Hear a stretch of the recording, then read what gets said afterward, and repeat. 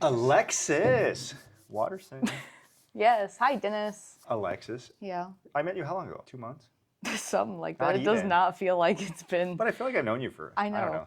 I feel like I've known you for 8 years. It has felt like I've known you for a long time.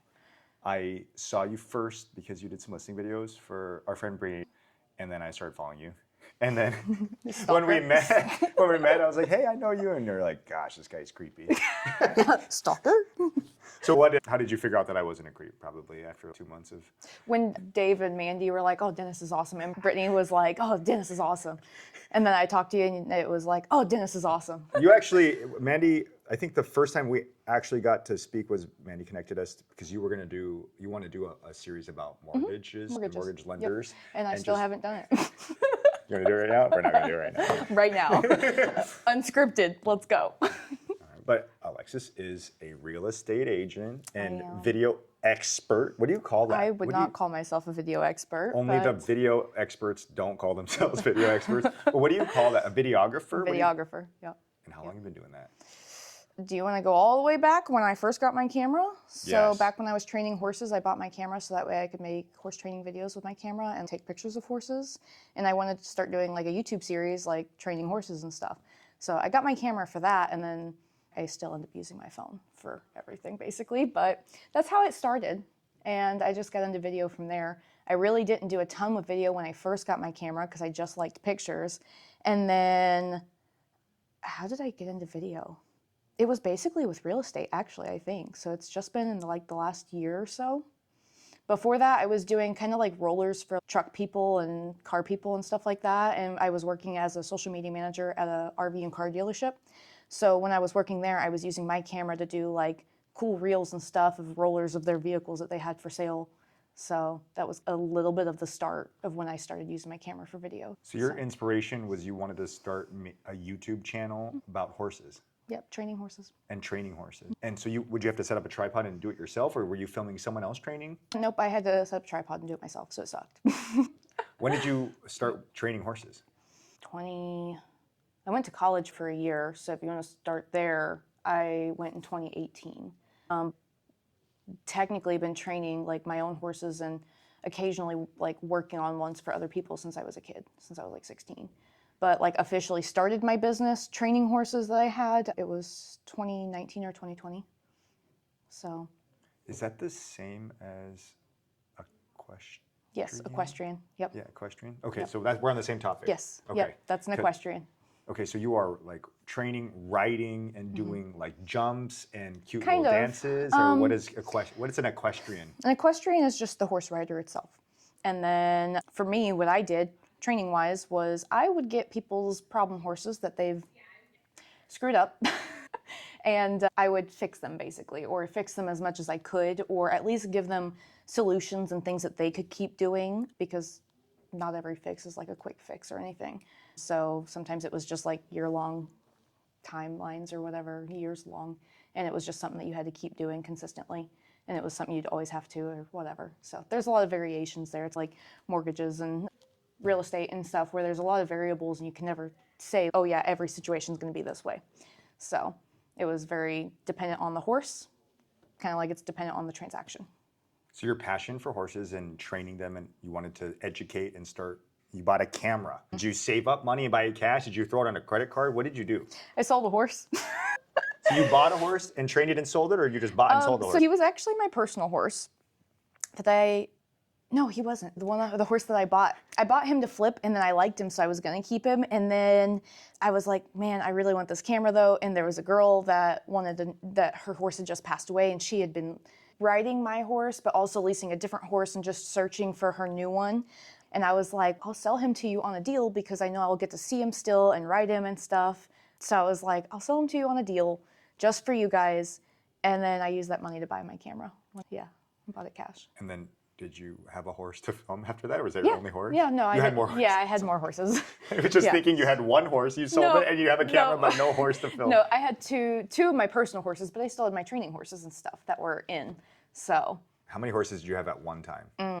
At one time, I think I had 4 or 5 in for training. Like my personal horses, training horse, and the competition horse that I had. So I did a training competition in. Okay. We're not going to talk about social media if we keep talking about horses, It's Dennis. okay. We got to get to the root of it. So you Yep. keeps ringing. Oh. Work.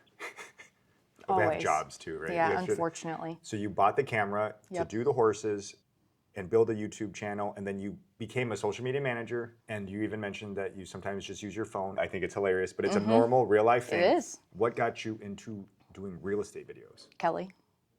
She needed someone to do her videos, and my transition period from leaving the social media marketing job at the RV and car dealership into real estate, she offered me a job doing videos and social media management and photography and stuff for her. So that way I could still make money while I was in the process of getting my real estate license and then getting all of that startup going and whatnot. So I was almost forced to do it, but not in a forceful way. It was like, hey, I got this opportunity for you. You're going to have to learn how to do listing videos. And I'm like, okay. Kelly actually helped me buy and sell our house. So I met her a couple years ago. She's been the family real estate agent for my boyfriend and his family for a very long time.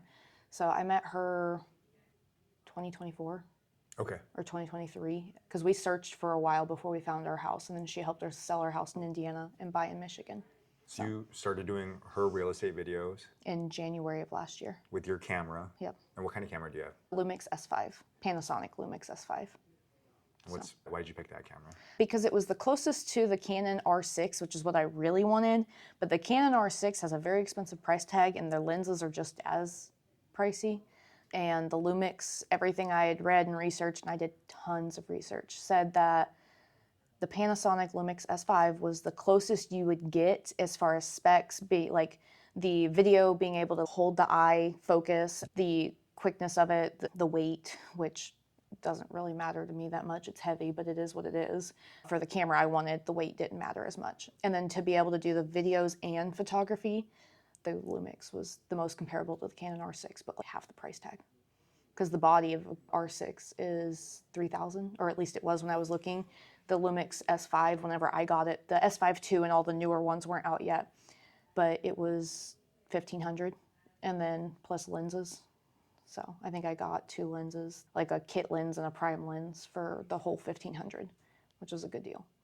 When you buy a nice camera like that, you're going to record and hopefully take cinematic shots. And I would say, the audio, why is the audio so bad? You have to buy a microphone. So what kind of microphone did you buy? Oh, Ceramonic, I think is what it's called. I found it on Amazon. It was like $150. I originally found it because another truck girl, like YouTuber, bought them, and she was like, it was just a really good recommendation from her. She posted on her Snapchat or something one time, and I was like, oh, cool, what mic? I was like, oh, what mics does she use? Because they're really good. And it was the Ceramonic, and she was like, I've had DJI before, and she's these are just as comparable and also half the price tag. So I did it on a budget. I didn't have a ton of money starting out for any of this. I just did what I could where I could. So having to do it on a budget, I was like, okay, $150, $120, whatever I paid for the Ceramonic versus the DJI that I would have liked was like $300 or something. I don't remember exactly because I didn't buy them, but it was a little bit more expensive. So if you could go back and you were on a really tight budget, but you wanted to get into videography, what would you do? What would you do differently? Because I know you like to shoot on your phone. Would you just shoot on your phone, and would you just get an external microphone? I would definitely get the external microphone and not one of the cheap $20 ones on Amazon because they just aren't good and you lose them all the time. I would definitely invest in the microphone first. And then I would just do it on my phone, or because you can buy gimbals for your phone, and I have one for my phone. Sometimes they don't always work depending on if you upgrade your phone, the weight and stuff. Otherwise, I would actually get one of these now that I've seen it in action and watched your videos with it and played with it and whatnot. I'm like, okay, this is actually really cool. And it's more affordable than a camera. Quality is just as good. And if you only want to do video, you don't want to do photos, then this is all you really need. It's handheld. It's really nice. So.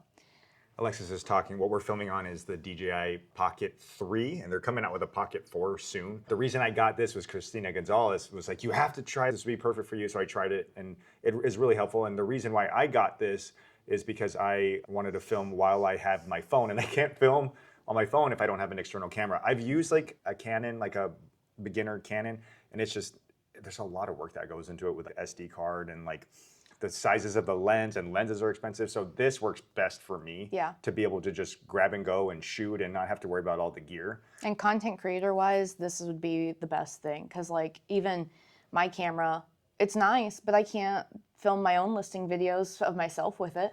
It's physically not possible because it needs to be on the gimbal and there needs to be movement to keep it eye-catching, and it just doesn't happen. And then even my camera, you getting into the actual filming part of it, you want to film in like vlog or it's called different things for other brands, but for Panasonic it's vlog, and it's basically just a flat coloring for your video, and you have to bring the colors and the light back into it in post editing.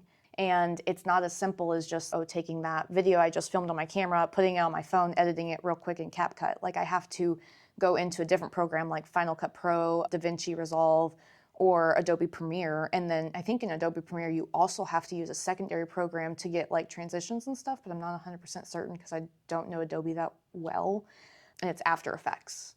And it takes your computer will get really bogged down basically. Like it takes a lot of computer to handle these programs. And I just have a laptop, and Final Cut Pro works best on laptops because that's what they're or not laptops, but on Macs because that's what they're set up for. But not all of the Macs are set up for that. So when I bought my Mac, I didn't have my camera yet. I had no intention of doing videos.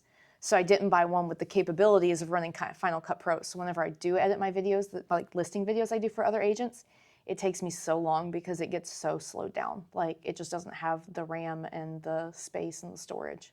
So it's almost easier sometimes to do some of it on your phone. And I remember seeing the one you did for Brianna, and it was very cinematic. The colors were beautiful. It looked like really well done. And you're like, I shot that one on my phone. And sometimes just for ease of use, like you can buy all this expensive gear, but it's actually more work. Sometimes you can just film something very genuine and personable on your phone with a decent microphone, I would say. Or if you're not if you don't have a microphone, then you can film it and then just do the audio later. Yeah. But one thing, like I think in DJI, it's called D-Log, same thing as Vlog. I actually was filming when my friend Christina let me borrow her camera. I was filming in D-Log the whole time, and I didn't know that I had to, in post, which is meaning after filming, plug it into a software. DJ has their own, or like a Final Cut or a CapCut, and bring the colors. That's the thing. CapCut, you can't really, you can do it, it just doesn't look right. Yeah, they come out. So I actually produced a couple videos, and I'm like, man, these look so flat. And that if you don't edit them in post and spend the time. So for me, I do normal. This is filmed in normal. Yes. Hopefully. Yeah. But when you see other people and the professionals like do D-Log, they really bring those vibrant colors out, and they can mess with it, and it really brings like a different story. Yes. So what it does is it flattens it so that way you don't get like the bright blown out whites and stuff, and it doesn't distort the colors. I think, like I said, I'm not a video expert, so I don't know 100%. I know enough of what YouTube has taught me, basically. So it preserves the colors and the lighting. When you're going, especially with real estate, when you're going into different rooms, you have different lighting. So like your color grading and stuff is going to be out of whack. And you can fix some of it in post if it's in Vlog or D-Log or anything like that. Sometimes you can't either, and sometimes that's really hard. So it's a different way to do it so that way it preserves it, because otherwise maybe you go from a really dark room to a room with a lot of like big windows and it's really bright, and then what happens is all of that new room is going to just get blown out. Filming in log footage doesn't do that necessarily. Sometimes it can still come through that way, but it helps preserve it so that way it doesn't do it. If you lost all your gear, all your recorded videos and all your pages and whatnot, and you had to start over again in social media and doing videos, what would you do differently today? So I basically started over because I used my personal page on Facebook, but I started a brand new Instagram when I started real estate, because I've had my Instagram, my personal one, since I was a kid, which I've had my Facebook since I was a kid, but it's a lot easier to scroll back on Instagram and find all this embarrassing stuff that I posted. So we won't look. The blue hair and the purple hair. Is it deleted? No. The other one is, you could still dig it up? It's private, so you can't see. You can find it, but you can't see my post unless I accept it, and I don't get on there anymore. So I actually basically started over with my, at least Instagram, when I started in real estate. My Facebook's the same, but it's fine. I just reconnected them. And one thing that I wish I had done more when I started was just posting more videos right off the bat. But I have a really bad problem of recording videos and then never editing them and posting them. And it's partially just because videos take a lot of time and it's not necessarily a priority for me. And I think that happens with a lot of agents is they don't prioritize their own videos and stuff like that. Especially like for me, I have to prioritize like a listing video and get that done, but I don't prioritize my own stuff. So it's definitely a challenge there.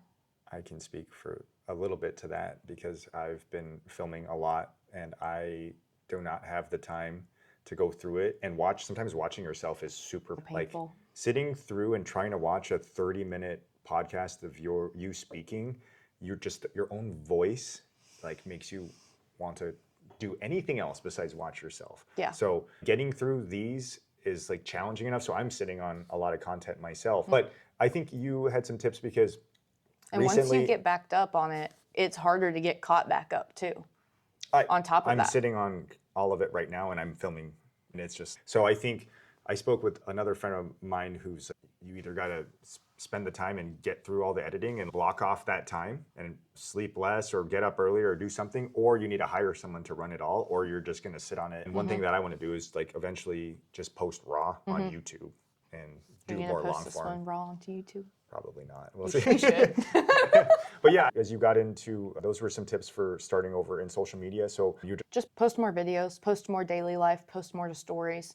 I wanted to try to keep my Instagram like aesthetically pleasing, like I see some of these other Instagram agents doing, and I still like have this like desire inside me to do that. And some days I'm like, okay, we're not doing this. We're gonna make it aesthetically pleasing, and I'm not capable of doing that. So it's just really hard because I've ran social media pages for people before. And doing it for myself, I am like struggling to use the same fonts. It's really easy for me to use the same color because purple's my color. I love purple. That's gonna be my branding. Like, it is what it is. My branding picture, even, like, it's me with my cowboy hat. I have not worn my cowboy hat since I took them pictures. But because I'm a horse person, I want to like my branding to be that, but it's hard for me to wear my cowboy hat because it's just, I don't like wearing hats. I don't wear hats in general at all. So wearing a cowboy hat just is not it. But I'll wear my boots and I'll wear my buckle and my belts and stuff like that. But yeah, just social media, posting more. Don't try to be aesthetically pleasing because you're going to waste a lot of time on that. And it will come as you go, I think. And so I just need to let go of that officially, throw it out the door and stop trying to do that. I appreciate you saying that. I was speaking with my friend Christina the other day and she was like, it's different for guys than girls. You don't understand, Dennis. You're a guy. I'm like, you need to let go. You have such good content that you're not posting because you don't like the way you look. No one else cares. And she's like, you're a guy, you don't understand. I'm like, I do to a point see where you're coming from because I used to be like that. I don't care anymore. I literally posted a video of me. I haven't even showered yet. I'm sitting at the table with my daughter and we're like, she's playing on my computer while I'm trying to work. I just got over it. And I like seeing behind the scenes for people. So for people who think they have to be dolled up and perfect in every video, don't feel like that. I listened to a podcast called Modern Agent Podcast, and it feels like they repeat the same stuff. But going into that, one of the things that they said is get up and get ready as if you're going to film content every single day because you're going to feel better about yourself, so then you're going to want to. And it doesn't have to be like full makeup, full glam or anything, but just do something simple to make yourself feel better. So like I have lashes on right now. They are $10 Amazon lashes that I got, and I was like, you know what, I'm gonna figure this out because I've tried to do them before and it was not working. I poked myself in the eye, I'd get the glue all over my eye. It's been so frustrating. And the other night I was like, I'm gonna figure out how to put these dang lashes on because I wanted to feel better and I have blonde lashes. So something as simple as that, having these lashes on, it's so dumb. I can go out and not wear makeup and feel so much better about myself. And I don't have to reapply them every day. They will last for a couple days. Even that, I'm just like, okay, I'm good. I'm ready for the day. I feel like comfortable. I can take pictures and videos of myself and be good. So just get up every day and try to do something simple that's going to make you feel better about yourself that day. You can be dressed down, but still have a face of makeup or your hair done or something like that. And just that, because this is where you're filming and taking pictures of and stuff, will make you feel better. Yeah, I think it's an internal thing because when you first start posting videos, like I posted videos and I'm like, man, these are so cringy. They're terrible. I hate the way I look, I hate the way I sound. But my goal for my videos is to get clients, educate. And if I can't get clients, at least I can help people with throughout their situation. Right now, like I know views and followers are important, but like my goal is to attract a specific client so that I can help them in mortgage. And I want them to know about like my family and whatnot, and like that I love hockey and hopefully have similar interests with people. But do you feel like some people just post to only get views and it's not like potentially like the right brand that they're going for? Do you see that? Not necessarily real estate agents, but like other people, yeah. I mean, there's people, especially if they're monetized, they'll rage bait the crap out of people on Facebook because the more comments they get, the more engagement they get. Even if it's someone angry facing, you can scroll over to the angry face even on Reels to instead of liking it. Even if it's someone angry facing their video because it made them mad, it gets them, it's an interaction with the video. The people didn't like it, but Facebook pays them for it. So they rage bait the crap out of people. And it's funny to me to see them because I'm like, I know exactly what they're doing. And it's a fantastic tactic if you are only in it to try to make some money for yourself. So that's great. But the thing I see agents doing that I don't love are like the pending posters that people post because a deal can fall apart at any point. And then it's, oh, now you have to backtrack on social media and be like, was your clients or people, potential clients are automatically going to think it's your fault that the deal fell apart. Whether that's not the narrative, you can explain it all day long, but that's immediately where their thoughts are going to go. Other agents' thoughts are going to go that way. Oh, the deal fell apart probably because of them or their buyer or whatever. So I post if I have a listing. And I really don't like the listing posts either necessarily. I feel like there's a certain way that you should be doing your listing posts to make it stand out a little bit, but it's hard to explain here. And then I post closing stuff. But I also don't like to just post one closing picture of just the house. So one thing I've done is I've taken a selfie with my client and put that like in Canva with the house and then my picture with my client in the bottom corner and then the company logo and stuff on there as well. And then put stuff in my captions on Facebook. So it just gave a little bit more to the narrative. It wasn't just the house because it's not just about the house. It's about my client too. So I was able to get a picture with him and post that as well. So not every client's going to want to be on Facebook or anything. So that's when you just post the house. Trying to do a little bit of extra just to make yourself stand out a little bit because otherwise it's not about the houses necessarily. It's about the clients. Yeah, I agree. I don't celebrate pendings, but I'm indifferent. I'm different. I'm a mortgage loan officer. I've even heard a broker on the listing side, they accepted the offer. It fell apart due to home inspections. They terminated it. The next day, that buyer's agent was like, hey, do you mind if I post this pending? And the listings agent's like, why?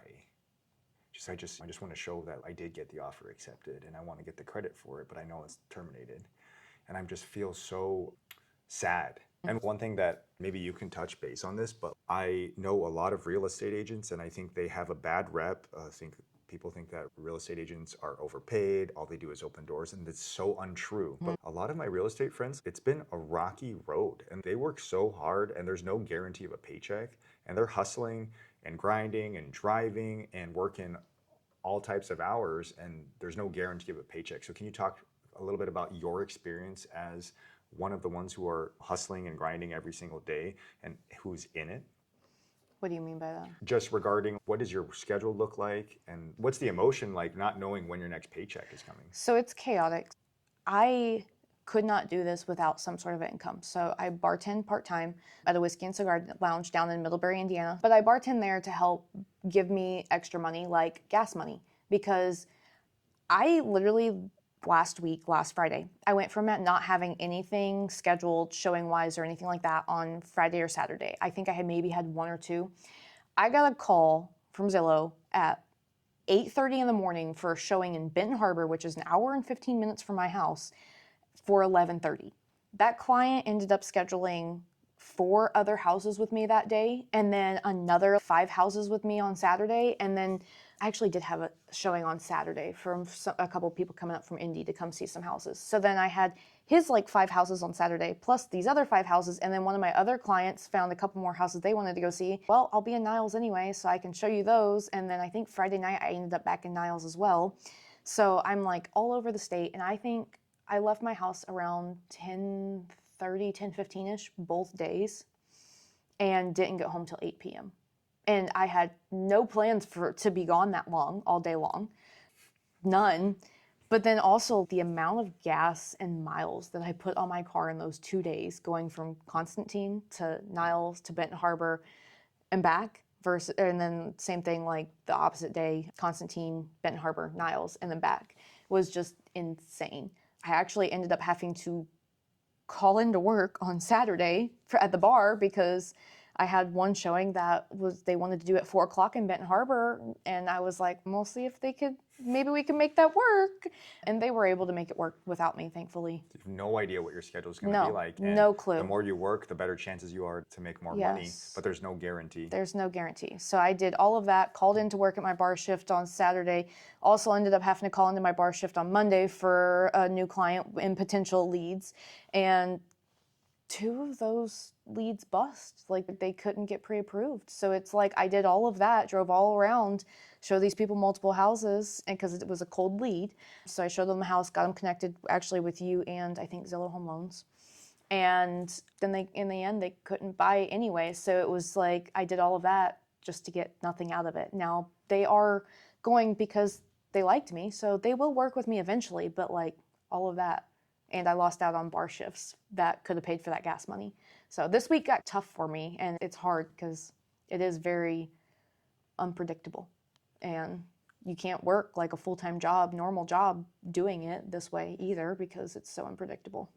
Yeah, it's not for everyone selling real estate. What I've found is check on your real estate agents and please be courteous of their time, because I understand you need to buy a house or you're interested in buying a house and whatnot, but if you're trying to schedule 12 showings, maybe look through the 12 showings and find your top 3 or top 2 and really lean in and take care and be nice to your agent and whatnot. And I'm not saying every agent's perfect or not every realtor is perfect, and they might not be for you, but it's not easy out there. There's no easy deals. Like we have one right now that's going very, and it's ahead of schedule, but not every deal is like that, to be very real. There's mortgage issues, there's property issues, appraisal, home inspections, title work. There's so many things that can go wrong. Been telling my clients lately that I've liked a phrase is not only do you have to qualify for the loan, but the house also has to qualify for the loan.